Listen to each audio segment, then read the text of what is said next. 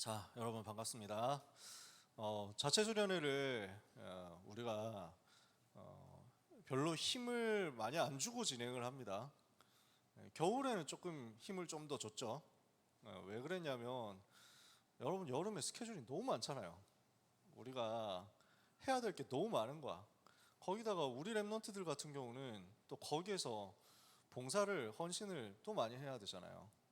그래서 1년에 2번 우리가 여름 겨울 자체 수련회 하지만 겨울에는 훈련이 조금 덜 있으니까 그때 1박 2일로 나가서 그 다음에 조금 더 규모 있게 하고, 여름에는 우리끼리 편하게 좀 힘 안 들이고 할 수 있는 거 찾자 이렇게 해가지고 오늘 이렇게 간단하게 하게 된 겁니다.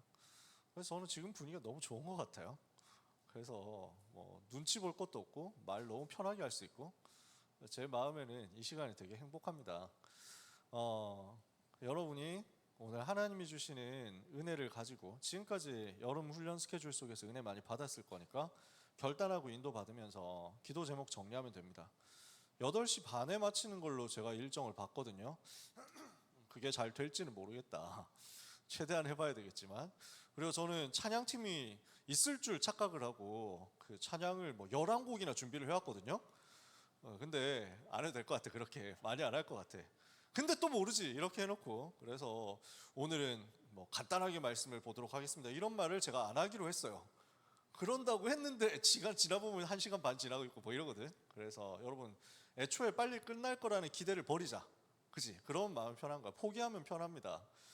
이렇게 찬양팀 없을 줄 알았으면 미리 부탁할 걸 그랬어. 그냥 신디 여기 갖다 달라고, 내가 치면서 인도하게. 그래가지고 옛날에 해봤거든. 치면서도 인도해봤습니다. 군대에서. 왜 스캇 브레너 목사님이라고 아세요? 다윗의 장막이라는 팀, 옛날에 지금 레위지파 하나? 그분이 치면서 인도하더라고. 그래서 저거 멋진데? 간지인데? 하면서 막 나도 좀 해봐야 되겠는데? 이런 마음이 딱 들었단 말이지. 근데 군대에서 해봤잖아. 군대에는 누가 뭐 터치를 하는 사람이 없으니까 찬양 인도하면서 기타 치면서 찬양 인도하다가 합심해서 기도합시다라고 해놓고 기도를 시키고 기도하면서 기타를 내려놓고 건반으로 이동해가지고 막 건반 치면서 하고 막 너무 좋았던 거지. 오늘도 그렇게 하면 되는데 진작 알았으면 그럴걸. 세희한테 부탁을 좀 이따 또 잘 하도록 하겠습니다. 저기서 하면은, 저기 앉아서 인도를 하면 약간 너무 여러분의 목의 각도가 비스하게 된다니까. 그러면 좀 곤란하잖아. 그리고 나도 잘 못 치는 곡도 있기 때문에 그래서 그래요. 자, 오늘 우리가 받을 말씀은요, 오늘 개강 예배 때 중요한 말씀 받았단 말이에요. 그래서 나 무슨 말씀으로 인도받으면 좋을까 하고 기도했어요. 근데 개강 예배 메시지 받고 저도 결단했어요. 오늘 개강 예배 말씀에 이어서 시리즈입니다. 개강 예배로 시작하고 종강 예배로 마치는 건데, 그렇죠? 지금 폐회 예배잖아. 제목은 나의 로마입니다. 나의 다메섹에서 시작했잖아. 나의 로마로 가는 겁니다. 그래서 방학 동안에 받았던 메시지, 여름 훈련 속에서 받았던 메시지를 이 부분을 가지고 정리하면서 기도 제목 찾기를 원합니다. 사도행전 9장 1절에서 9절에서 시작했단 말이에요. 이게 어디로 이어집니까? 사도행전 19장 21절 로마도 보아야 하리라. 23장 11절에 네가 로마에서도 증거하여야 하리라. 27장 24절에 네가 가이사 앞에 서야 하리라. 이렇게 하고 나서 드디어 성취되거든요. 28장 14절에 보면 누가가 이렇게 얘기합니다. 우리는 이와 같이 로마로 가니라. 우리가 이렇게 해서 로마로 왔다라고 합니다. 로마도 보아야 하리라 라고 했는데 로마에 왔어요. 로마도 보아야 하리라 라고 언약을 붙잡았는데 결국 로마로 왔어. 근데 쉬운 과정이 아니었어요. 로마도 보아야 하리라 하고 멋있게 선포를 하고 그 길로 비즈니스석 타고 깔끔하게 로마로 들어오면 참 좋았을 텐데 그렇지 않았다고. 얼마나 어려움 많았습니까? 유대인들에게 누명 쓰고 예루살렘에서 체포되어 가지고 매 맞아서 죽을 뻔했습니다. 죽을 상황이었는데 로마 군인들이 지나가다가 이거 뭐 하는 상황이냐 하고 발견해가지고 끄집어 올려서 구출해놓고 보니까 사람이 거의 막 죽어갈 상황이거든요. 이렇게 해서 야 너 뭐 잘못했어 이렇게 해가지고 채찍질을 하려고 했는데 야 나 로마 시민이야 이렇게 해가지고 겨우 채찍질을 안 하고 이렇게 해서 감옥도 아닌 뭐 이것도 아닌 저것도 아닌 이상한 상태로 구류되어 가지고 병영에 있는 겁니다. 그 와중에 대제사장하고 얘기하는데 대제사장이 불법으로 재판을 하려고 하니까 회칠한 무덤아 이랬다가 뭐 그 뺨 맞고 이럽니다. 저 입을 쳐라 이러면서 대제사장이 바울 보고 이럽니다. 바울 암살 음모 꾸며가지고 그래서 바울을 반드시 죽이자 하는 사람 40명 동맹 나오고 이랬습니다. 밤새 이제 탈출해가지고 예루살렘에서 가이사랴로 가고 가이사랴 총독관자 앞에서 총독을 만나가지고 복음을 전하는 것까진 좋았는데 2년 동안 감옥에 갇혀 있게 되고 2년 지나고 나서 총독이 바뀌고 나서 총독이 부임하니까 여기에서 재판을 받는데 바울이 내가 가이사께 상소하노라 이렇게 합니다. 그렇게 해서 로마에 가서 황제에게 재판받기로 결정은 되었는데 가는 길에 또 풍랑 만나죠. 너무 고생 많았어요. 그 수많은 일들이 주마등처럼 스쳐 지나갔을 겁니다. 그 모든 과정을 누가가 같이 겪었거든요. 누가는 뭐 감옥에 같이 있지는 않았겠지만 감옥에 있는 동안에는 근데 밖에서는 봤을 거 아니에요. 예루살렘에서 붙잡혀 가는 광경도 지금 같이 있었는데 내 눈앞에서 붙들려 가는 장면을 누가는 봤다고요. 바울이 붙들려 가는 장면을. 그러면서 매맞아가지고 난리가 나서 죽을 뻔하는데 하나님께서 구해주시는 그것도 보고 아무 잘못 안 했는데 감옥 가가지고 어려움 당하는 거 보고 모욕 당하는 거 보고 뺨 맞는 것도 보고 그러면서 이제 하나님께서 이런 방법을 통해서 하셔야 되나 하면서 어찌됐건 죄수의 몸이지만 로마로 가는 것까지 봤어요. 이게 응답인지 또는 이게 힘든 일인지 슬픈 일인지 기쁜 일인지 모르겠어. 황제 앞에 가기는 해. 근데 죄수의 몸으로 갈 거라고는 아마 누가는 상상을 못했을 거예요. 이렇게 해서 가는 길이라도 편하면 좋은데 풍랑 만나가지고 완전 다 죽을 뻔했잖아. 그래서 전부 다 이제 헤엄쳐가지고 나중에 무트로 올라온단 말이에요. 배가 파손되니까, 배가 깨지니까. 그래서 멜리데섬 도착한다고요. 그 모든 과정, 그 모든 어려움을 겪고 나서 죄수의 몸이 되어서 이제 로마에 도착했습니다. 우리는 이와 같이 해서 우리는 로마로 가니라. 마음이 어땠을까요? 바울의 마음은 또 어땠을까요? 나의 다메섹에서 시작한 여정이 여기까지 왔구나. 오늘 우리는 이걸 보는 겁니다. 여러분이 나의 다메섹을 정말로 붙잡게 되시기를 바랍니다. 그 나의 다메섹을 발견했다면 그 다음에 하나님은 여러분의 일정을, 여러분의 여정을, 여러분의 길을, 여러분의 걸음을 이끌어가서 하나님이 원하시는 그 자리에 있게 만드실 겁니다. 자, 이번 여름에 우리가 받은 메시지 정리를 아주 간단하게 해봅시다. 우리는 하나님의 망대를 가지고 하나님의 여정을 가지고 하나님의 이정표를 가지고 바꿔야 됩니다. 뭘 바꿔야 되느냐? 운명 바꿔라. 운명을 바꿨으면 각인, 뿌리, 체질 바꿔라. 이게 리더 수련의 메시지였습니다. 기억나시죠? 많은 얘기 있었겠지만 우리가 다 할 시간은 없으니까 제목이 이렇습니다. 오늘 하나님의 망대를 내 속에 세워서 나를 파수하고 나를 살리고 내가 힘을 얻고 내가 에너지를 공급받는 겁니다. 하나님의 망대. 그래서 하나님이 원하시는 그 길, 그 여정을 가는 겁니다. 어디로? 세계복음화로. 하나님의 이정표, 말씀을 따라가면 그 속에 답이 다 있습니다. 이걸 붙잡을 때 복음으로 나의 운명을 바꾸고 그 복음 운동하는, 전도 운동하는 그 여정 속에서 하나님이 시키시는 것을 가지고 나의 각인, 나의 뿌리, 나의 체질을 바꾸고 내 인생을 전부 뒤집는 거죠.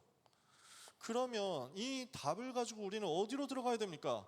영원 응답 속으로 들어가야 되겠다. 이것을 두고 우리가 해야 될 것 있습니다. 질문입니다. 237 5천 종족이 흑암에 빠져 있습니다. 나는 지금 어디에 있습니까? 나는 지금 어디에 있으며 나는 어떤 응답을 받아야 되겠는가? 이 질문을 가지고 시작해서 영원 응답의 시작을 누려야 되겠다. 그 시작은 어디에 있습니까? 남은 자에게 있다. 하나님이 우리를 이 시대 남은 자로 부르셨어요. 뭘 해야 됩니까? 오직을 붙잡아라. 복음을 오직으로 붙잡는 겁니다. 그 영원 응답이 그렇게 되면 이렇게 시작된 영원한 응답의 과정으로 우리는 인도받아 가게 됩니다. 이 과정은 계속 여정을 걷는 겁니다. 그래서 우리를 순례자로 불렀습니다. 남은 자는 하나님의 망대를 가지고 그리스도를 오직으로 붙잡은 사람이요, 순례자, 그 여정을 가는 가운데 하나님께서 그 길에서 함께 계셔서 나와 함께 하시는 것을 유일성으로 찾아내는 사람입니다. 영원 응답의 끝은 어디에 있습니까?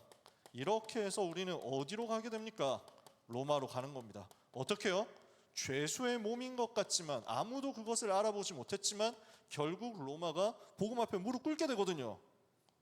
그것이 250년 후에 이루어지는데, 바울 당대는 물론이고 두 번째 세대, 세 번째 세대, 네 번째 세대도 못 봤지만, 그러나 수많은 피가 흐른 이후에 확인되고 발견됩니다. 로마가 복음 앞에 무릎 꿇은 거죠. 그것을 미리 본 정복자입니다. 여러분은 정복자로 가는 거예요. 지금 당장 그 정복의 역사 일어날 수도 있습니다. 10년 후에 일어날 수도 있습니다. 30년 후에 일어날 수도 있습니다. 여러분이 죽은 다음에 일어날 수도 있습니다. 여러분의 자녀들이 죽은 다음에 일어날 수도 있습니다. 상관이 있습니까? 없어요. 여러분은 이미 정복자란 말이에요. 어떻게 그게 가능합니까? 내 힘으로 안 되잖아요. 재창조의 역사를 통해서 가능하다. 하나님은 이 일을 하시는 것입니다. 그래서 우리는 이것을 가지고 파송식 때 받았던 말씀대로 이 영원응답 시작 과정 끝을 가지고 무엇을 해야 되겠냐? 지금부터 서밋 기도 누려라, 서밋 전도 시작해라, 그리고 서밋 작품 도전해라. 하나님은 이것을 이번 여름의 메시지로 주신 겁니다. 그죠? 리더 수련회와 본대의 메시지를 이렇게 정리했습니다. 우리는 뭘 해야 되겠냐? 모든 것을 어떻게 시작해야 되느냐? 2학기 시작을 어떻게 해야 되느냐? 하반기 시작 어떻게 해야 되느냐? 오직으로 시작해라. 그리스도가 오직이 맞는지를 확인해서 시작하시기를 축복합니다. 그리스도가 정말 오직이냐? 이걸 여러분 생에 결단하는 겁니다. 이걸 여러분 생에 발견하는 겁니다. 이걸 보고 오늘 개강 예배에서 나의 다메섹 말씀 주셨잖아요.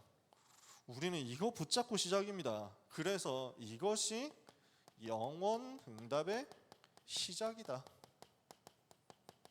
자, WRC 메시지하고 연결해서 보는 겁니다. 나의 다메섹을 발견하는 것, 이것이 나에게 주어질 2학기 영원한 응답의 시작이 될 것을 믿으시기를 예수님의 이름으로 축복합니다. 원래 우리가 어디 있었습니까? 불신자 상태 속에 있었어요. 원래 우리가 어디 있었습니까?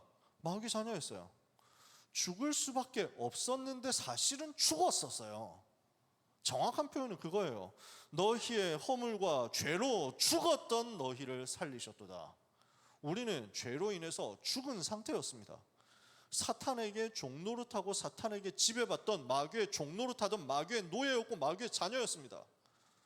지옥 가야 될 운명 속에 있었고 지옥처럼 살고 있었습니다. 원래 그게 우리가 있어야 할 포지션이었습니다. 거기서 하나님이 우리를 건져냈어요. 이 복음이 없었다면 우리는 어떻게 됩니까? 근본 문제에서 시작해서 살아가는 내내 우상숭배해야만 했고, 그 우상숭배의 결과로 영적인 문제, 정신 문제 오직에 와야 했고, 그 정신 문제가 육신 문제로 이어져서 늘 고통당해야 했고 늘 실패했어야 됐습니다.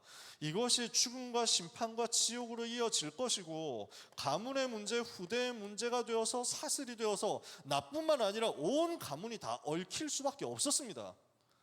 원래 우리가 여기에 있었고 여기에 있어야 했는데 하나님께서 우리를 여기서 건져내셨습니다. 바울이 원래 여기 있었거든요. 근데 이걸 몰랐어요. 자기가 지금 불신자 상태인 줄도 몰랐단 말이에요. 그러니까 뭘 하느냐면, 뭔가 답답하고 뭔가 힘들고 뭔가 마음에 안 드는데 그게 뭔지는 모르겠어. 내가 열심히 부족하구나. 내가 좀 더 열심히 해야 되나 보다. 내가 공부를 더 열심히 해야 되겠다. 내가 돈을 더 열심히 벌어야 되겠다. 내가 기도를 더 열심히 해야 되겠다. 자기의 노력으로 해결하려고 했습니다. 근데 전혀 상관없는 거죠. 엉뚱한 노력, 엉뚱한 열심으로 하니까 수고하고 무거운 짐이 더 심해지는 거예요. 더 무거워지는 거예요. 이 속에 있었어요. 엉뚱한 방향으로 노력하다가 계속 고생하는 나를 주님이 찾아오신 것입니다.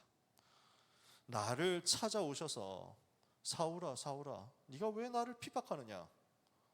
너 왜 엉뚱한 데서 고생하고 있느냐? 너의 길은 거기가 아니야. 너는 거기서 고생할 사람이 아니야. 얼마나 수고가 많냐. 사도행전 26장에는 이 부분을 두고 바울이 직접 간증을 합니다. 아그리빠 왕 앞에서 직접 간증을 하는 내용이 이거예요. 그때 해보다 더 밝은 빛이 나에게 비춰졌다. 예수 믿는 사람들을 잡으러 가던 나에게 그 길에서 빛 대신 예수 그리스도께서 나를 찾아오셨다.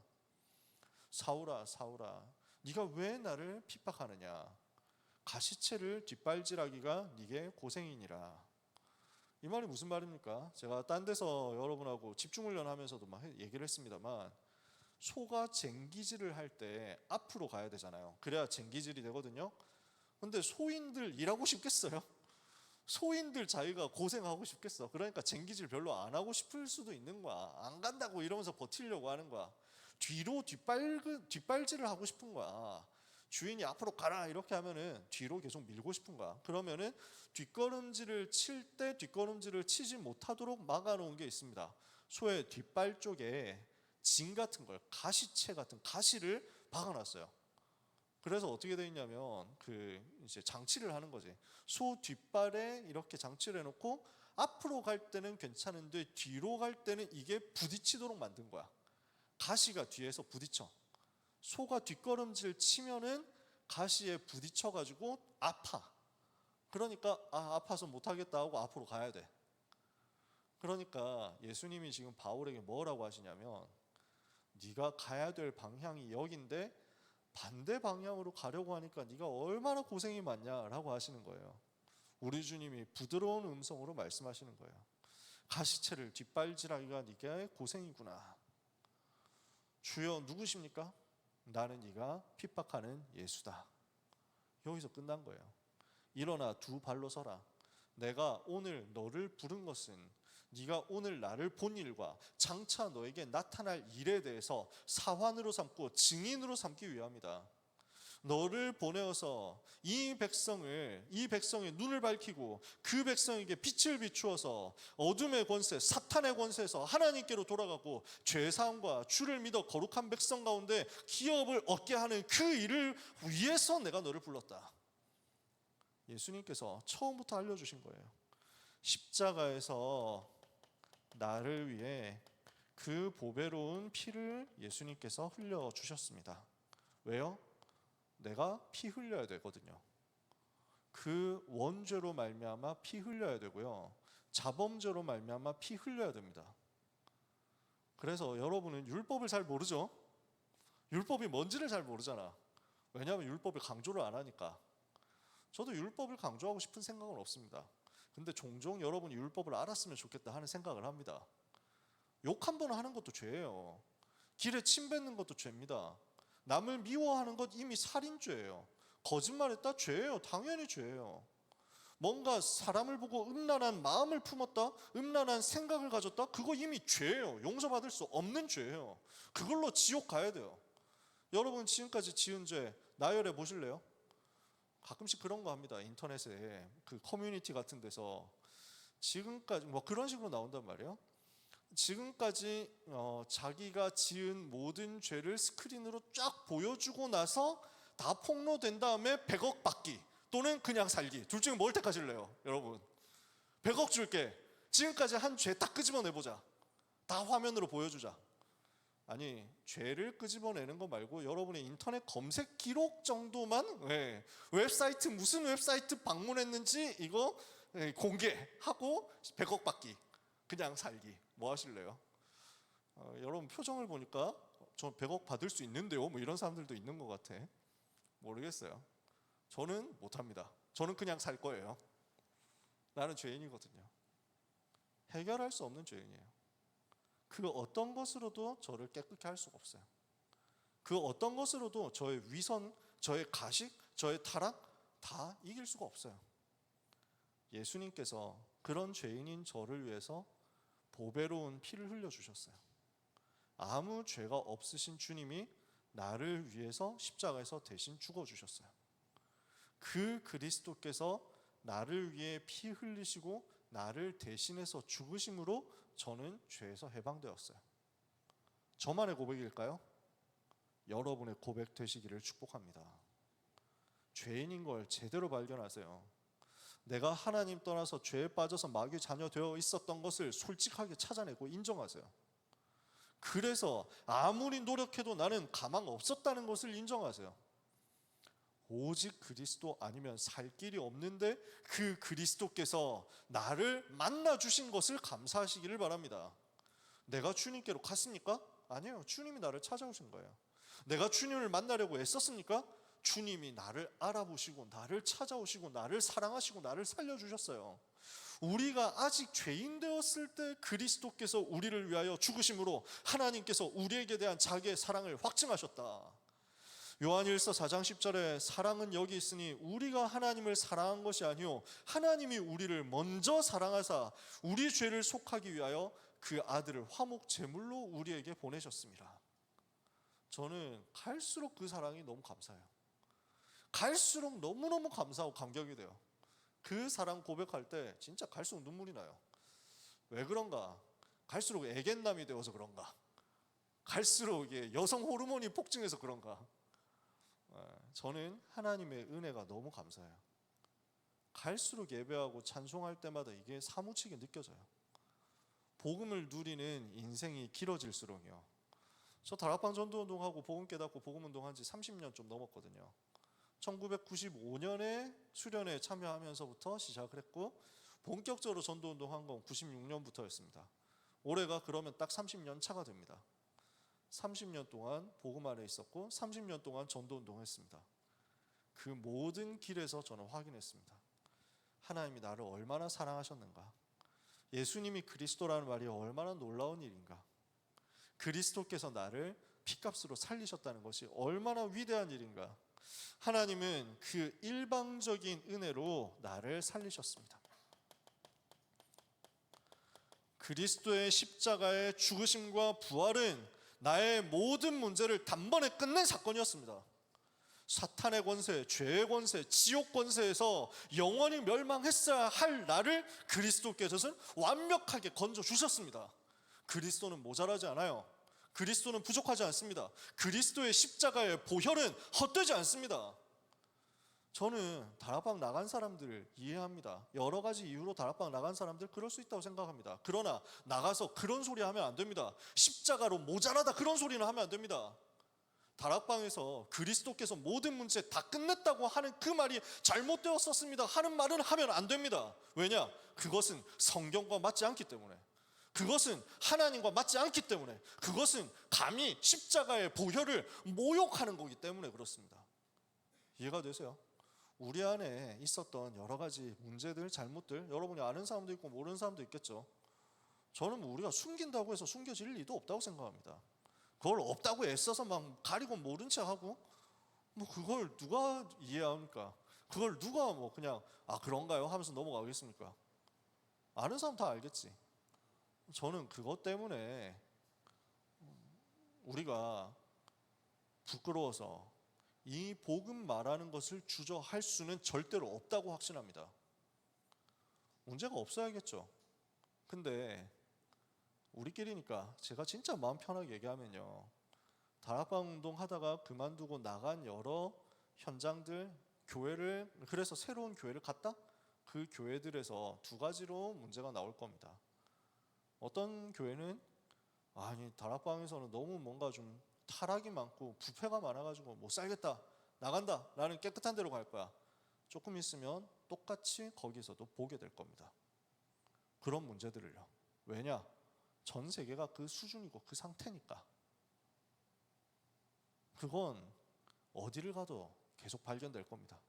그래서 어떤 사람들 어느 교회로 갔대요. 제가 그걸 듣고 속으로 웃었어요. 거기서 좀 있으면 수백억 대 터질 수 있거든요. 우리는 그 RUTC 헌금 후 횡령했다 이런 거 가지고 막 자꾸 얘기를 하는데 밖에서 현장에서 보면은 얘기들 다 들립니다.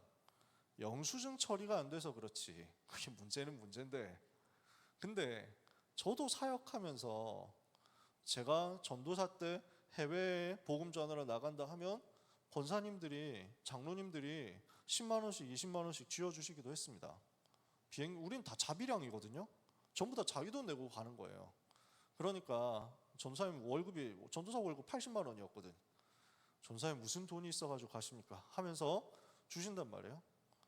그러면 가져가지고 그 봉투를 가지고 가서 저도 뭘 하느냐 하면 선교지에 있는 선교사님들과 어려운 선교지의 교회들에 또 헌금하고 나옵니다. 랩넌트 만나면 용돈도 주고 나옵니다. 그런 식으로 돕니다. 거기에서 잠깐만요, 좀 영수증 좀 부탁드려도 될까요? 이럴 수는 없어요. 그렇게 못해요. 한국교회 초창기부터 그렇게 사역해왔어요. 산업인들이, 중직자들이 봉투를 가지고 목사님 필요한 곳에 쓰십시오 하면은 목사님 그걸 쌓아놨다가 지역에 있는 어려운 교회 목사님들이, 시골 교회 목사님들이 너무너무 어려운 상황을 당했는데 돈이 하나도 없어서 하소연하러 왔을 때 목사님이 기도해 주시고, 그리고 여기 있는 봉투 아무거나 가져가라 하고 그냥 주셨대요. 열어보지도 않고. 돌아가신 한경직 목사님 얘기예요. 그런 식으로 한국교회 일해왔기 때문에 우리 안에 영수증 처리 안 되는 것 많았을 겁니다. 솔직히 말해서. 앞으로는 그런 부분까지도 영수증 처리하면 좋겠어요. 말 안 나오도록. 그런데 적어도 저는 이런 부분 때문에 무슨 부정축제가 되고 뭐 경제가 사유화되고 이런 수준으로 우리가 일하지는 않았다고 생각합니다. 실제로 선교대회 때도 제가 교통봉사했잖아요. 근데 어떤 목사님이, 지역에 있는 다락방교회 목사님이 어르신이신데 나는 선교대 오늘 안 가 하면서 나를 우리 선교사님 데리러 왔어 하면서 저를 붙잡고 그때부터 갑자기 계속 얘기를 하시는 거야. 이 어르신 목사님이 사람들이 몰라가지고 유 목사님 욕하는데 그런 소리 하면 안 돼. 유 목사님이 나를 불러가지고 교회 어렵죠 하더니 난 모르는, 평소에 아는 사람도 아니고 유 목사님하고 별로 친하지도 않았는데 유 목사님 나를 부르더니 아유 교회 안 어렵습니까 해가지고 괜찮습니다 했더니 이거 그 필요하시면 현장 쓰시라고 하면서 봉투 주셨는데 1억 원이 들어있더라면서 막 희한하다, 내가 나하고 친하지도 않은데 그렇더라 하면서 나는 절대로 유 목사님 욕 안 해 뭐 이러면서 막 이러시더라고요. 그 얘기를 왜 나한테 해? 그래가지고 그래서 저는 우리 안에 일들이 그렇게 그 재정 부분에서 그렇게 부끄럽지 않다고 생각합니다. 모르죠. 중간에 새 나가는 것들이 또 있었을 수도 있습니다. 갱신해야죠. 바꿔야 됩니다. 그러나 이것을 문제로 삼는다라고 하면 그렇게 해서 문제를 삼고 밖으로 나간 그곳에서는 더 큰 문제가 기다리고 있을걸요. 제가 이거 어두운 얘기 더 할 수 있는데 더 안 할게요. 그냥 여러분 너무 심각해질 것 같으니까. 저는 그런 걸 바라는 건 아니기 때문에. 그리고 또 한 가지, 그래서 나는 깨끗한 데를 찾겠다 하고 갔으면 나중에 더 큰 문제 올 거라는 거. 그 다음에 또 어떤 교회에서는 깨끗하긴 할 거예요. 그런 데도 있을 거예요. 저는 거기가 더 위험해. 거기가 더 무서워. 뭐 하느냐 하면 그리스도를 말하지 않고 올바른 것을 말하는 거야. 훌륭한 것을 말하는 거야. 깨끗한 것을 말하는 거야. 저는 그게 제일 싫어요. 그게 제일 짜증나. 제가 몇 번 얘기했잖아요. 어떤 그 교회, 큰 교회 입당 예배를 하는데 한국 교회에서 그 불신자들을 굉장히 비난하는 어떤 큰 교회 목사님이 가가지고 이 교회가 이슬람 교회 팽창을 막으시기 바랍니다. 동성애 막으시기 바랍니다. 공산주의 막으시기 바랍니다. 이렇게 하고 내려갔습니다. 축사를 하고. 저는 그 목사님이 평소에 어떻게 하시느냐와는 별개로 그 말은 절대적으로 맞다고 생각합니다. 근데 그 목사님이 내려간 다음에 새로 목사님이 올라와가지고 또 축사를 하는데 우리가 지금 누구를 막습니까? 우리가 반성해야 됩니다. 한국교회가 반성해야 됩니다. 우리 자신이 반성해야 됩니다. 돈을 왜 그렇게 좋아하고, 왜 그렇게 좋은 차를 좋아하고, 좋은 집을 좋아하고, 좋은 시계를 좋아합니까? 반성해야 됩니다. 이러고 내려갔어요. 한국교회 우리 스스로 회개하고 반성합시다. 이렇게 하고 내려갔어요. 그러니까 그게 쇼츠였거든. 유튜브 쇼츠였어. 나 그 알고리즘으로 봤지. 댓글들이 어떻게 돼 있냐면 뒤에 목사님이 진짜 목사다, 앞에 목사 봐라 가짜다 이러면서 전부 다 이래요. 그러면서 야, 한국 교회에 이런 목사님이 있어서 자랑스럽습니다. 또 어떤 댓글은 제가 바로 이 목사님의 이 교회를 다닙니다. 얼마나 훌륭하신데요 하면서 막 다 그럽니다. 저는 토 나오더라고요. 왜냐? 그분은 자기가 박수 받는 법을 아는 거지. 자기가 칭찬받을 수 있는 법을 아는 거지. 그래서 그 앞에 분이 한 이야기를 거기서 딱 초를 치고 우리가 더 반성해야 된다라고 하면 불신자들은 다 좋아할 거예요. 그리고 한국 교회 안에서 교회 다니면서도 내가 정의롭기를 바라고 목사가 정의롭기를 바라지만 사실은 나는 별로 정의롭지 않아. 사람들 그렇거든. 자기는 별로 안 깨끗해. 그러니까 대리만족을 하는 거야. 우리 교회가 깨끗했으면 좋겠고 우리 목사님이 깨끗했으면 좋겠어. 나는 그러면 그 교회에 다니고 그 교회에 헌금한다는 것으로 나 자신도 깨끗해지는 것 같은 플라시보 효과를 누릴 수 있거든. 그걸 마케팅 포인트로 삼으시는 거지. 모릅니다. 뭐 그분이 귀한 분이실 수도 있습니다. 근데 저는 그 장면에서는 정말 화가 났습니다. 그러면서 그분에 대한 이야기들을 좀 들어봤습니다. 그리스도를 오직으로 말하느냐, 거기에는 별로 주안점이 없어요. 예수 그리스도를 이야기하는 것보다 예수 그리스도가 어떤 분이었고 어떤 삶을 살았느냐를 가지고 우리는 어떻게 살아야 되느냐, 뭘 반성해야 되느냐, 이거 얘기해요. 미국에서도 그렇습니다. 한국에서도 그렇습니다. 칭찬받는 분들은 그렇게 얘기합니다. 그러면서 제일 많이 하는 말이 뭐 물질 우상, 돈이 우상이라고, 맘몬과 싸워야 된다고 이런 얘기합니다. 절대로 사탄과 싸우자는 얘기는 안 합니다. 이 땅을 잡고 있는 흑암 세력, 이 땅에 정신 문제 일으키고 육신 문제 일으키고 영적 문제 가져다주는 사탄의 권세, 귀신의 세력 싸우자 얘기 안 합니다. 그저 화려함과 싸우자, 가난하게 살자, 검소하게 살자 얘기합니다. 틀린 얘기가 아니기 때문에 저는 더 무섭다고 생각합니다. 맞는 말이니까 사람들은 그걸 좋아한다고요. 올바른 말이니까 사람들은 그걸 믿는다고요. 오직 그리스도라고 말하지 않으면서 그리스도적인 것을 슬슬 말하는데 그게 맞는 말이니까 사람들은 거기에 유혹되고 미혹됩니다. 넘어갑니다. 그게 어느 날 주류가 됩니다. 메인스트림이 됩니다. 이렇게 해서 사람들은 그쪽으로 달려가면서 어느덧 그리스도라는 단어를 잊어갑니다. 한국과 세계교회의 모습입니다. 그러더니 현장에 영적 문제 있는 사람, 귀신에게 시달린 사람 나왔을 때 교회는 아무런 답을 제시하지 못합니다. 천주교가 와서 구마의식을 하고 불교가 가서 쫓아내고 무속인이 와서 구슬하면서 쫓아낸다고 하는데 기독교는 거기에 초청도 받지 못합니다. 그게 맞냐는 거지. 그게 바른 길이냐는 거지. 우리는 말하지 않을 수 없습니다. 다락방에서 나간 사람들이 그분 교회를 제일 많이 갔대요. 저는 되게 안타까운 거죠. 나간 사람들이 혹시 이걸 보고 있을 리는 없지만 나는 정말 다락방 교회는 못 다니는데 그래도 다른 교회 다니고 싶은데 복음 얘기하는 교회 있으면 좀 소개 좀 해주십시오 하고 저한테 물어봤으면 좋겠어요. 그래서 어떻게라도 좀 찾아가지고 얘기를 하게. 하나도 없는 건 아니니까. 자, 교회를 비난하기 위해서 이 말을 하겠습니까? 교회를 비판하기 위해서 이 말을 하겠습니까?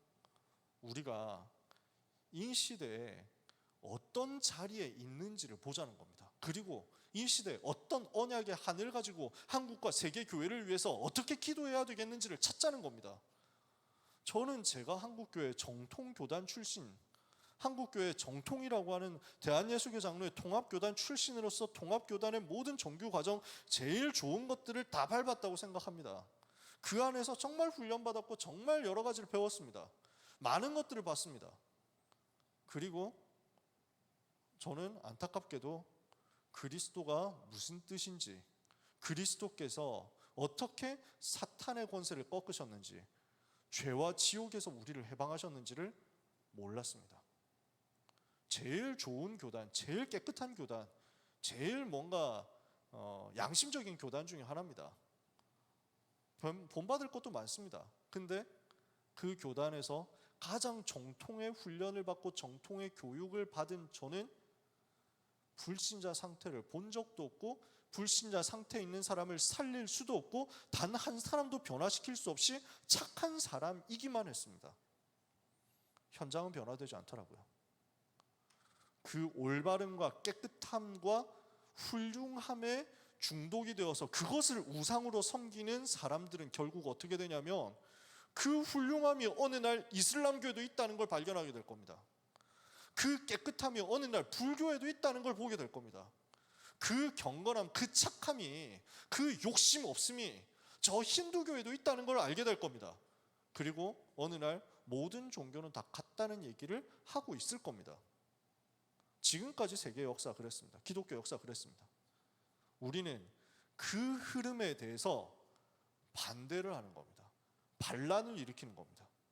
이 흐름에 대해서 우리는 이 흐름이 진짜 메인이고 이 흐름이 진짜 정통이라고 하면 우리는 차라리 이단이 되겠다고 하면서 끝까지 죽어도 오직 그리스도라고 말하겠다 하고 이 자리에 있는 겁니다. 아시겠어요? 누군가를 위해서 우리가 이곳에 있지 않습니다. 유광수 목사님을 위해서 우리가 이 자리에 있지 않습니다. 어떤 단체를 위해서 우리가 이 자리에 있는 것도 아닙니다. 우리는 단 한 가지입니다. 오직 그리스도. 성경에 기록되어 있는 그대로 오직 그리스도만 말하겠다고. 부족하면 내가 고치겠다고, 모자라면 내가 세우겠다고, 넘어졌으면 내가 일으키겠다고. 그러나 이 단체를 통해서, 이 메신저를 통해서 배운 예수님이 그리스도시고 모든 문제를 해결하셨다는 것을 성경에서 본 이상은 다른 말을 할 수 없다고. 그래서 우리는 이 자리에 있는 겁니다. 그래서 여러분을 축복합니다. 그래서 저는 여러분이 자랑스럽고, 저는 우리 교회가 자랑스럽고, 저는 제가 자랑스럽습니다. 저는 지금까지의 인생, 전도운동하면서 살아온 30년의 인생 절대로 헛되다고 생각하지 않습니다. 단 한 번도 그렇게 생각하지 않았습니다. 저는 자랑스럽습니다. 너무 기뻐요. 여러분도 기뻐하시기 바랍니다. 여러분도 자랑하시기 바랍니다. 내가 복음을 부끄러워하지 아니하노니. 다락방이라고 이름 붙여가지고 나가면 이제 여러 가지 애로사항 많겠죠. 임마누엘 서울교회다 이러면 당장 검색 돌려가지고 그 교회 이상한 교회인데 이런 얘기 많이 들을 겁니다. 취업에서 고난당할 수도 있습니다. 이제는 인간관계에서 고난당할 수도 있습니다. 많은 만남 가운데서 고난당할 수도 있습니다. 그럼에도 불구하고 성경이 맞으면 우리는 가면 됩니다. 바울이 로마로 가는 길이 꽃길이었어요? 바울이 로마로 가는 길이 퍼스트 클래스 타고 가는 쉬운 길이었어요? 우리의 목표는 로마예요. 우리의 관심은 로마예요. 우리는 하나님의 일방적인 은혜로 예수님을 그리스도로 알고 믿고 구원받아서 이 자리에 있어요. 예수님이 그리스도 되셔서 모든 문제를 해결하셨다고 하는 그 말을 포기할 수 없어서 우리는 이 운동 끝까지 할 거예요. 저는 그런 데 관심이 없어가지고 모르는데 누가 보내줘서 안다니까. 이거 봐라 하면서 다락방이라는 곳에서 탈출한 사람의 간증을 누가 보내준 거야. 다락방에서 탈출한 성도의 간증. 그래서 뭐라고 하냐면, 저는 지금까지 다락방이라는 이단, 무서운 이단에서 신앙생활하면서 제가 구원을 받았다고 착각하면서 살아왔습니다. 제가 모든 문제 해결 받았다고 착각하면서 살아왔습니다. 모든 죄 다 용서받았다고, 끝났다고 제가 속고 가스라이팅 당하면서 살아왔습니다. 이제 와서 바른 교리를 배우면서 내가 구원을 위해서 애써야 된다는 것을 알았습니다. 구원받기 위해서 많이 노력해야 된다는 것을 알았습니다. 제 죄를 씻기 위해서 많이 애를 써야 되고 고생해야 된다는 것을 알게 되었습니다. 이렇게 얘기하더라고요. 정말로 정말로 부탁합니다. 성경은 절대로 그렇게 말하지 않습니다. 요한복음 5장 24절 예수님이 직접 말씀하시죠. 누구든지 내 말을 듣고 또 나 보내시는 믿는 자는 영생을 얻었고 심판에 이르지 아니하나니 사망에서 생명으로 옮겼느니라. 이미 옮긴 거예요. 요한복음 6장 47절에 믿는 자는 영생을 가졌나니, 요한복음 10장 27절 30절에 아무도 그리스도의 손에서 구원받은 하나님의 자녀 빼앗을 수 없다. 내가 그들에게 영생을 주노니 영원히 빼앗기지 않을 것이다. 요한일서 5장 11절 13절에 또 증거는 이것이 나는 우리에게 영생을 주신 것, 이 생명이 그의 아들 안에 있는 그것이니라. 아들이 있는 자에게는 생명이 있고 하나님의 아들이 없는 자에게는 생명이 없느니라. 내가 하나님의 아들의 이름을 믿는 너희에게 이것을 쓴 것은 너희에게 이미 영생이 있음을 알게 하려 함이라. 성경대로 얘기하는 것이 이단입니까? 그럼 우리는 계속 이단을 할 겁니다. 이단은 무서운 얘기예요. 이단은 구원 못 받거든요. 이단은 지옥 가야 돼요. 이단이란 말을 함부로 하면 안 됩니다. 저는 진짜 이단 소리가 목구멍까지 나오는 사람들한테도 그래서 가능하면 공식 석상에서 말 안 합니다. 왜냐? 이단이라는 건 진짜 무서운 말이거든요. 그런데 바울도 이야기합니다. 바울이 뭐라고 간증하냐면, 나는 그들이 이단이라고 하는 이 도를 따라서 복음 가지고 이 복음 운동하고 있다고요. 우리는 성경대로 복음을 얘기하는 겁니다. 왜? 예수님이 그리스도 되셔서 모든 문제 해결하셨다는 것을 성경 계속 얘기하니까요. 우리가 그분을 만났습니다. 어떻게 됐습니까? 인생의 방향까지 나왔습니다.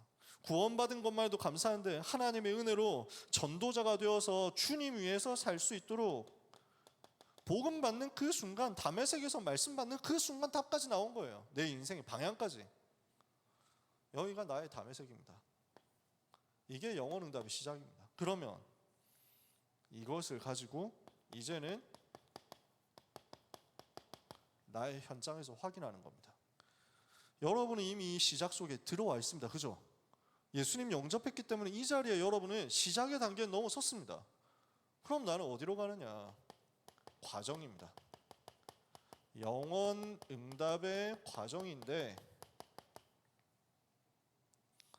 뭘 해야 되냐면요, 평상시에 오늘 개강 예배 때 집중적으로 메시지 하셨잖아요. 예배 속에서 은혜 받으라고, 예배의 자리에 있으라고요.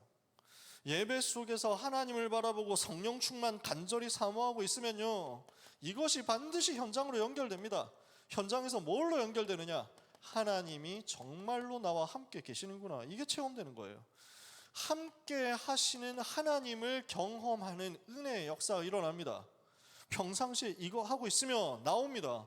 그러면 나에게 전도 운동이 시작됩니다. 어떻게 해요? 성령의 역사로 말미암아. 여러분의 삶에 성령의 역사가 일어나야 그때부터 진짜 전도 운동이 시작됩니다. 여러분에게 사도행전 2장 1절 오순절 날이 이미 이르는 그 날이 오지 않은 것 같다면 여러분은 아직 낙심할 자격 자체가 없습니다. 왜? 시작도 하지 않은 거기 때문에. 구원받은 하나님의 자녀로 시작했죠. 이제 전도자로서 실제 전도 운동을 시작해야 된단 말이에요. 언제 나오느냐? 평상시에 예배하면서 하나님이 나와 함께 하심을 누리면서 기도하고 기다리는 거예요. 언약 잡고 기도하고 기다리세요. 그러면 성령의 역사가 오고 그 성령의 역사를 따라서 내 현장에서 불신자 살리는 영접 운동이 일어나고 그 불신자에게 복음 받은 새신자에게 복음을 계속 전달해서 양육하다 보니까 다른 불신자 또 찾아오고 또 살리는 말씀 운동을 보는 겁니다. 이거 일어날 때까지 다른 것 안 해도 됩니다. 이것 일어날 때까지 고생 많이 안 해도 됩니다. 다른 것 하지 말고 복음 계속 누리세요. 이거 될 때까지. 저의 관심은 여기 있습니다. 우리의 관심 여기 있습니다. 여러분이 이거 경험하시면 돼요. 이거 보기만 하면 됩니다. 많이 안 봐도 돼요. 막 진짜 뭐 20명, 30명, 100명씩 영접시키고 다락방 10개, 20개 뛰고 이렇게 하면 너무 좋겠지. 안 돼도 괜찮아. 내 옆에 한 사람만 나를 통해서 살아나는 것을 봐도 돼요. 영접운동 하나, 다락방 하나. 근데 이거 해보면 아시겠지만 그걸 본 여러분의 삶은 이전으로 다시는 돌아가지 못할 겁니다. 제가 그랬거든요. 제가 지금 그렇거든요. 복음을 내가 붙잡고 하나님의 은혜를 받고 예배 속에서 은혜를 받고 현장에 가서 하나님이 함께 하시는 걸 체험하면서 언약 잡고 기도하고 기다리다 보니까 내 삶의 성령 역사 일어났어요. 불신자가 나를 통해서 살아나고 그 불신자 양육하면서 다락방 하는데 현장이 변화되는 거예요. 현장의 흐름이 바뀌어 뒤집어지는 거예요. 무엇보다도 누구보다도 나한테 역사가 너무너무 일어나고 내가 변화되고 내가 뒤집어지는데 내 운명이 완전 바뀌어버렸어. 내 인생의 색깔이 바뀌어버렸어. 전에는 늘 예민하고 신경질적이고 짜증 많이 내는 사람이었다니까요. 이제는 아무것도 문제가 안 돼.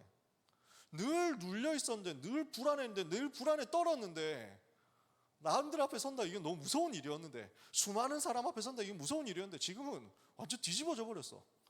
그러니까 어제도 금요심야 설교하고 찬양 인도하는 게 너무 이제 즐거운 거야. 왜냐하면 처음 해봤거든. 아, 이게 나도 하나님의 은혜로 이거 할 수 있어서 너무 감사하다 이랬다니까. 저는 어떤 다른 사람도 어떤지 모르겠는데 우리 전사님도 그러시리라고 생각합니다. 저는 앞에 누가 앉아 있다고 긴장할 게 없습니다. 저는 제가 참사랑교회 있을 때 담임 목사님이 앉아 계실 때 설교하는 게 제일 신이 나. 도파민 풀 충전. 왜냐? 평소에는 내가 담임 목사님께 무슨 말을 하겠어요. 회의를 해도 뭐 목사님 사실은 이거 이렇게 해야 되지 않겠습니까? 이런 말을 할 기회 자체가 없어. 설교할 때는 누가 건드려? 그래서 막 그때 나 그랬다니까. 그래서 막 제가 뭐 이제 37살, 38살이 되는데 아직 결혼을 안 하고 있는데 언제 결혼하냐, 왜 결혼 안 하냐, 이런 소리 좀 하지 마세요. 뭐 이러면서 막. 그래서 막 때가 되면 하겠지, 안 그렇습니까? 뭐 이러면서 막 그래가지고 막 제일 그 청년들 다 떨어지는 그런 소리 좀 하지 말라고 막 내가 이래가지고 막 소리 질렀는데, 그러니까 평소에 내가 그러면 어떻게 하겠어? 강단이니까 하지. 내 마음대로 한다는 건 아니고 하나님의 은혜로. 그래서 저는 언젠가 유 목사님이 한번 앉아 계실 때 설교를 하면 좋겠는데라는 생각합니다. 왜냐하면 그때 돼서야 비로소 막 세게 막 아가서 사장사절은 망대 1000개를 세운 게 아니고 뭐 이러면서 막 할 거거든. 진짜 기회 있으면 좋겠는데. 유 목사님 면담해 보니까 유 목사님께 뭐 건의를 하고 말하고 이럴 분위기가 안 돼. 그냥 목사님이 지시해 주시는 거 듣는 거지. 메시지를 한번 해야 되는데. 네, 이 얘기가 목사님께 또 흘러가지 않을 줄 믿고 저는 또 근데요, 그냥 스타일이 바뀌어 버렸다니까. 컬러가 바뀌어 버렸어. 색깔이 그냥 완전 뒤집어져 버렸어. 왜? 이걸 보고 났거든요. 이게 내 삶에 온 거야. 아니, 나 같은 사람이 어떻게 이런 일이 일어나지?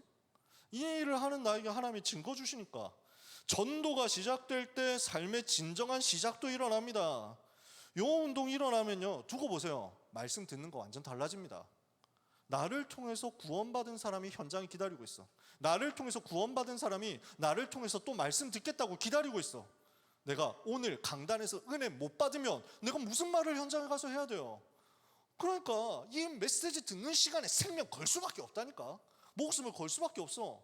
현장이 기다리고 있는데, 영혼이 기다리고 있는데 기도가 달라집니다. 현장을 품고 기도하는데, 대상자를 품고 기도하는데 시간 없어요. 다른 거 뭐 달라고 할 시간도 없어. 기도할 시간이 없어. 현장 두고 기도하기 바쁘지.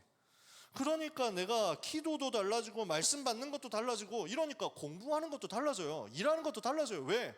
지금 나한테 복음 들은 사람이, 나하고 다락방 하고 있는 사람이 교실에서 나를 쳐다보고 있거든. 고등학생 때 그렇더라니까. 나를 보고 있어. 내가 이 시간에 저 제자들을 위해서 기도하면서 공부할 수밖에 없어. 정말 복음 가진 사람은 예수님이 그리스도 맞기 때문에, 모든 문제 해결이 맞기 때문에 학업에서 증거 나올 수 있다는 것을 하나님이 나에게 보여주시려고 이 시간에 학업을 증거로 삼으시려고 나를 이 수업 시간에 불러주셨구나. 나는 공부하는 게 전도구나 하니까 공부가 달라지더라니까. 색깔이 완전 바뀌어. 300% 응답이요? 따라옵니다. 내가 만들어서 하는 게 아니라 따라와요. 그래서 여러분 기도하세요. 하반기에 불신자 친구 영접하는 일들이 나한테 벌어지게 해달라고. 조급하게는 안 해도 돼요. 졸업할 때까지 한 명만 해도 돼. 그리고 한 명도 안 한다라고 해도 눌리지 마. 괜찮아. 그거 가지고 뭐 누가 옆에 목에 칼 들이대고 협박할 거예요? 안 해. 나도 안 할 거니까 걱정하지 마세요. 근데 마음에 소원을 간절하게 품어보시라고요. 나 때문에 생명이 살아나는 것을 내가 한번 보고 나면 그 다음부터는 말하는 것 완전 싹 달라질 거예요. 영접 운동 체험해보고 다락방 운동 체험해본 사람은 다른 것 말하는 게 되게 귀찮다는 걸 알게 될 거예요. 그러니까 뭐 엉뚱한 것 가지고 애쓰고 엉뚱한 것 가지고 회의하고 하는 거 별로 중요하지 않다는 거. 다 양보할 수 있다. 다 양보해도 돼. 상관없어. 하던 대로 다 해줘. 이런 마인드가 이해가 될 거예요. 자, 지금 길어지고 있으니까, 그래서 여러분들한테 부탁하는 것은 내가 있는 곳에서 1:1 개인 양육 다락방부터 시작해보자. 어떻게 할지 모르는 사람은 오셔서 훈련 받으시고 다 도와드릴 수 있으니까. 집중훈련 때 다 얘기했습니다. 근데 그때 안 왔지? 그럼 또 해달라고 해. 그럼 또 할게. 뭐 어려운데. 저는 얼마든지 할 준비가 되어 있거든요. 제발 나를 좀 써줘. 저는 언제든지 여러분한테 말하고 싶어가지고 말할 게 너무 많은 사람인데, 근데 저를 써먹는 사람이 별로 없더라고. 뭐 저는 아쉽지 않습니다. 주님이 아쉽지. 내가 뭐 아쉽나? 나 놀면 돼. 근데 여러분이 나를 불러주면 좋겠어. 나는 여러분한테 전달해주고 싶은 게 너무 많으니까. 그래서 요즘은 더 자제하려고 하고 있습니다. 나만 신나가지고 말하는 게 아닌가. 지금 분명히, 그래서 아내가 항상 현실을 깨닫게 해줍니다. 제가 눈치가 되게 없거든요. 그래서 오늘도 현장 가가지고 얘기하는데 너무 신나게 얘기하고 하는데 너무 분명히 재밌게 듣더라. 오빠 착각일 수도 있다. 듣는 사람은 그렇게 생각 안 했을 수도 있어. 재밌다고 하던데? 그러면 오빠한테 누가 목사님 오늘 너무 재미없었어요 이런 말을 어떻게 하냐고. 그래가지고 그런가? 분명히 재밌었던 것 같은데 끌적끌적 이럽니다. 자제하려고요. 말 잘 안 하려고요. 최대한 아끼려고요. 그래도 여러분들한테 이 부분에 대해서 할 말 분명히 다 있으니까 오세요. 얼마든지 할게. 그리고 가서 그냥 해봐. 진짜 모르겠다 하면 일단 받는 것부터 하세요. 1:1 다락방 받아. 그리고 나서 여러분 해보세요. 복음편지 1과부터 10과까지 그냥 읽어주기만 해도 역사 일어납니다. 이렇게 하고 있으면요, 전도를 위한 나의 것이 발견되어서 올 겁니다. 나는 평생 전도를 위해서 뭘 해야 되느냐? 전도가 반복된 결과로서 나옵니다. 내가 어떤 직업을 가져야 되지? 내가 어떤 전문성 가져야 되지? 내가 어떻게 평생 전도 운동해야 되지? 이런 것들이요, 쌓여서 나옵니다. 여기까지가 과정입니다. 그러면 여러분은 드디어 나의 로마로 가게 될 겁니다. 이게 영원 응답의 끝이에요. 어떻게 해서 여기로 가느냐면요, 첫 번째, 성령의 인도를 따라서 나의 세계복음화가 발견될 겁니다. 나의 237, 나의 5천 종족, 내가 마음 담아야 될 현장이 보일 거고요, 이것을 위한 나의 미션이 본격적으로 나올 거예요. 이렇게 하고 있다가 하나님은 나의 문제 속에서 나에게 전도 때문에 주시는 중요한 전환점을 주실 겁니다. 이 시간은 어떤 시간이냐면요, 내 틀을 완전 깨버리는 거예요. 굉장히 내가 그릇을 넓히는 시간표예요. 이걸 경영학 용어로는 퀀텀 점프라고 해요. 드라마틱하게 점프하는 거지. 그냥 내가 이렇게 살아가고 있으면서 이렇게 그냥 증가되고 있는 삶이었다면 그 기울기, 각도가 완전 달라져 버려요. 그냥 평탄하게 내 현장에서 조용히 이렇게 살고 있었던 것 같은데 아니에요. 하나님의 세계복음을 위해서 여러분을 어느 날 이렇게 띄우시는 시간표가 와요. 그게 문제처럼 보이는 전환점 속에서 나올 거예요. 왜냐? 전도, 선교 해야 되기 때문입니다. 이렇게 해서 나의 응답이 보이면 그 속에서 나의 로마가 찾아질 겁니다. 그게 사도행전 19장 21절이거든요. 이렇게 찾고 나면 그 다음부터 로마로 보내시는 것은 하나님이십니다. 응답도 이것을 위해서, 문제도 이것을 위해서, 환난도 이것을 위해서, 고난도 이것을 위해서, 핍박도 이것을 위해서, 축복도 이것을 위해서, 모든 어려움도 외로움도 이것을 위해서 하나님께서 활용하셔서 여러분을 마침내 로마에 세우실 겁니다. 가이사 앞에 세우실 겁니다. 그러므로 과정 속에서 낙심하지 말고 항상 이 부분을 보세요. 이렇게 하면요, 여러분은요, 하나님께서 말씀으로 나를 이끌어 가시는구나 하는 걸 알게 됩니다. 내가 하나님의 말씀에 매여서 하나님의 말씀이 나를 움직여서 하나님의 말씀이 나를 강제로 끌어서 잡아 올려서 내 힘으로 할 수 없는 그 로마 살리는 데까지 닿게 하실 것을 알게 됩니다. 그래서 바울은 이렇게 고백합니다. 사도행전 이렇게 설명합니다. 바울이 하나님의 말씀에 붙잡혀 예수는 그리스도라 밝히 증거했다. 사도행전 18장 5절이죠.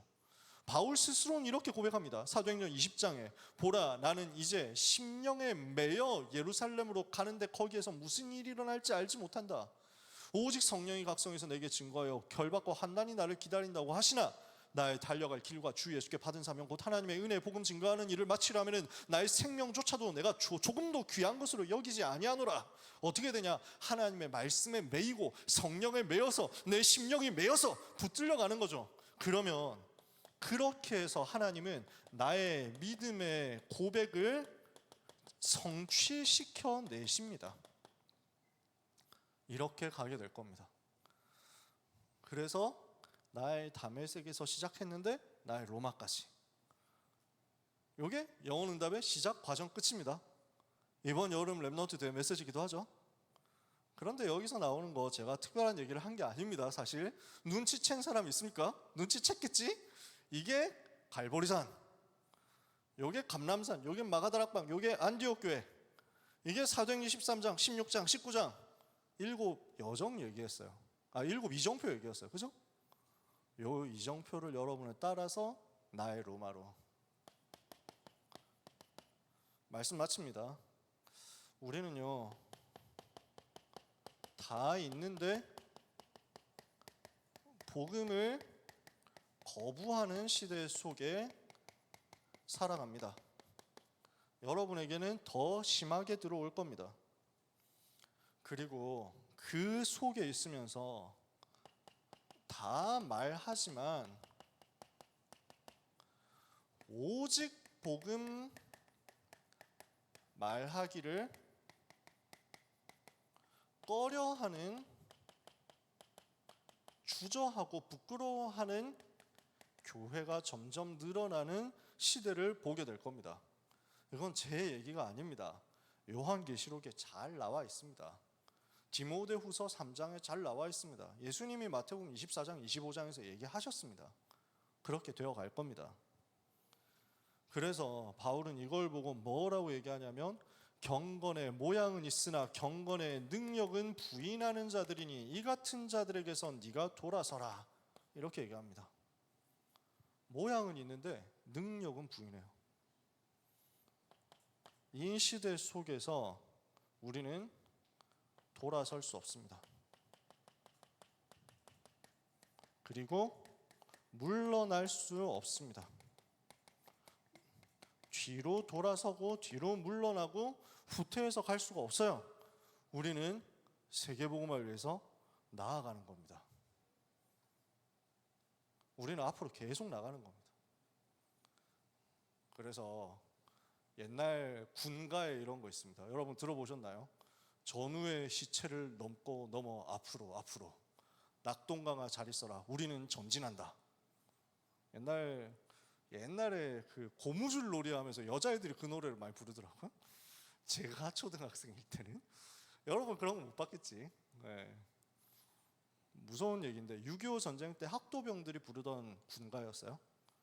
전우의 시체를 넘어 누군가가 물러나고 누군가가 뒤로 빠진다고 해도 우리는 그렇게 같이 할 수 없습니다. 누구를 위해서가 아니라, 어느 단체 어느 조직을 위해서가 아니라, 그 팀들을 결사보위하기 위해서가 아니라 하나님이 원하시는 것을 위해서, 오직 우리 주님을 위해서, 오직 그리스도를 위해서, 오직 성경대로 앞으로 나갑니다. 그 과정에서 많은 고난이 있고 핍박이 있고 환난이 있어서 자기의 잘못 때문에 무너진 사람도 있을 수 있겠지만 진짜 억울하게 무너진 사람도 나올 수도 있습니다. 실제로 그냥 당장 저희 가정만 해도 그래요. 저희 아버지 어머니만 해도 그래요. 너무 많이 어려움 당하셨어요. 그냥 통합교단 있으면서 했으면 그냥 잘 무난하게 교회 키우고 성장하셨을 텐데 모든 걸 다 뺏겼어. 뭐 더 자세하게 뭐 얘기할 수 있겠어요. 그런 일들도 많이 나올 수 있습니다. 7 렘넌트 이야기를 우리가 하지만 다 성공만 했냐? 초대교회 제자들이 다 성공만 했냐? 안 그렇잖아요. 이사야, 예레미야 선지자 다 순교했어요. 에스겔 선지자 순교했어요. 그 시대 때 응답이 왔느냐? 안 왔어요. 이사야 때 응답 왔냐? 안 왔어요. 예레미야 때 응답 왔냐? 예레미야 선지자가 메시지 할 때 아예 듣는 사람도 없었어요. 근데 그들이 죽고 나서 결국 역사 일어난 거예요. 시체를 넘어 우리는 선배들을 뒤를 따라서 그 모든 과정 속에서 응답이 있느냐 없느냐하고 상관없이 계속 앞으로입니다. 우리는 전진하는 겁니다. 낙동강 전선 넘어서 우리는 또 전진하는 겁니다. 우리는 앞으로 갑니다. 왜? 세계복음화 해야 되니까. 세계복음화를 위해서 우리는 나아갈 뿐입니다. 그게 여러분입니다. 그래서 이걸 두고 여러분에게 부탁하는 겁니다. 세계복음화의 그림을 항상 내 눈에 담으시고 주님의 한을 내 심장에 담고 내 발걸음은 현장에 있도록. 그래서 우리의 인생은 이 현장으로 계속 가는 인생. 이걸 위해서 우리의 생명, 우리의 영혼, 우리의 심장 다 주님께 드리는 인생. 그래서 우리는 계속 얘기합니다. 신조 사사개오라고, 심장을 바치라고. 이 얘기를 팀장 훈련 때도 진짜 한을 담아서 WRC 팀장 훈련 때 한을 담아서 했거든. 이랬더니 팀장부에서도 다 유행해가지고 신조 사사게요 하면서 막 그랬는데 마지막 날 박상철 목사님이 설교 마지막 날 팀장 훈련 마지막 날 메시지 하시면서 정리하시면서 여러분 심장을 바쳐라 그래가지고 또 뜨끔하더라고요. 여기까지 나왔구나. 그러니까 진격의 거인이 아니고 칼빈이 한 얘기입니다 하면서 막 그러고 보니까 나 딱 생각나는 거야. 칼빈이 유언이거든. 우리가 장로교잖아요. 장로교를 이제 세팅한 요한 칼빈 목사님이 유언으로 남긴 말입니다. 내가 너무 부족하고 내가 너무 가진 것 없기 때문에 나는 너무 연약하기 때문에 내가 할 수 있는 건 아무것도 없고 내가 내세울 수 있는 건 아무것도 없으므로 나는 나의 심장을 주님께 바칩니다. 이렇습니다. 더욱더 신조 사사교 해야 되겠지? 여러분 우리의 생에 있는 동안은요 사명자로서 사역자로서 전도자로서 우리 모두는 어떤 팀이 되었으면 좋겠냐? 현장으로 계속 가는 공동체. 주님을 위해서 살겠다고 결단한 렘넌트들이 모여서 전도하는 우리 조직이 되기를 정말로 원합니다.